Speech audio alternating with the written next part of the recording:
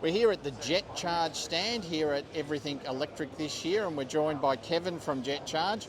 And Jetcharge actually have a solution to help with one of the big problems in Australia, apartment charging and body corporates. So Kevin, thanks for joining us.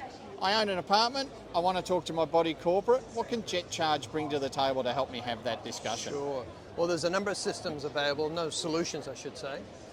The ideal solution is what we call a load management one. The amount of energy into a building, an apartment complex is limited.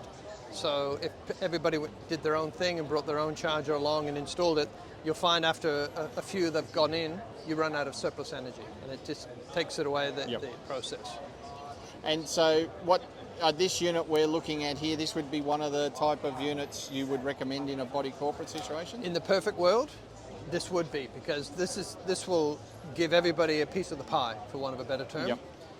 It's a load management system that monitors what's going on in the complex as a whole. Yep. So the amount of you can appreciate with apartment blocks, you'll get peaks in the mornings and the evenings generally, and then during the day things will taper off. So this system will monitor all that, and if there's charging sessions happening during a peak time, those charges will automatically be dropped down.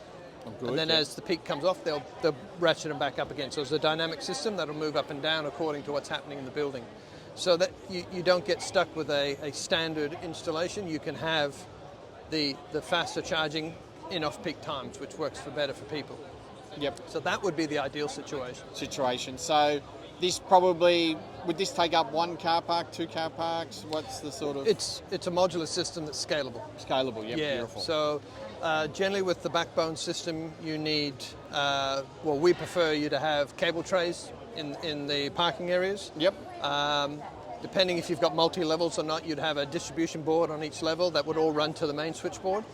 This is our core system. We've got a number of different ones for variety sizes. Yep. This would be at the main switchboard, and it monitors what's going on with the whole board. And as each resident gets their charger installed, this would be installed in their parking area. Yep. Cabling runs to the nearest distribution board and connects in. And that's when everything just goes in from there. Yep. And you've put forward as the expert for Jetcharge in these apartments. So what are some of the challenges you've seen over time of somebody approaching a body corporate and some of the things that come up from them? You know, I don't want to be rude to body corporates. Yeah. They all have. And we're trying to educate them. No, as well, they have a good purpose. I think the biggest issue for body corporates is money. Yep. I mean, this sort of system is not cheap, but it works beautifully in the sense that everybody is able to get what they want out of it. And that's the first issue, is getting over that lump of having to invest in it. And it is an asset in the end. So that's where, if you can have them thinking along those sort of lines, it doesn't hurt as much. Depending on the size of the complex and how soon they need things in place, the idea will probably be to plan ahead and start looking at levies to increase their sinking funds so that they can afford the installation. In some cases, if where possible, we can scale the installations. And start at a lower level, cheaper, and then add to it as we go along. It's all depending on how their parking areas are set up and where the need is. So that's an option to do. Yep. And do these have RFID cards so as you know who's charging on the charger as well? That's with these little points here. So that's another level of security we give. So people don't have to worry about somebody accidentally using their charger. And they're all socket units. So if you've got a car that doesn't have the standard Type 2 plug, sometimes you do, then you're not stuck having to change vehicles. You can just get a cable that will adapt to it. The cables can be locked into the system if that's what they want, or they can take out.